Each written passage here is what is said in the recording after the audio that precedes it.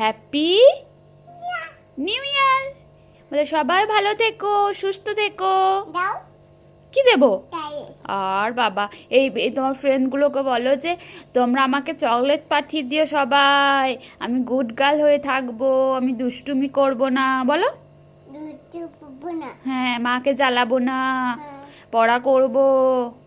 তাই আপা চকলেট খাবে? ও বাবা রে, দেখো কেউ চকলেট খায় না তোমার মতো। কটা করে চকলেট খেতে হয় সারাদিনে?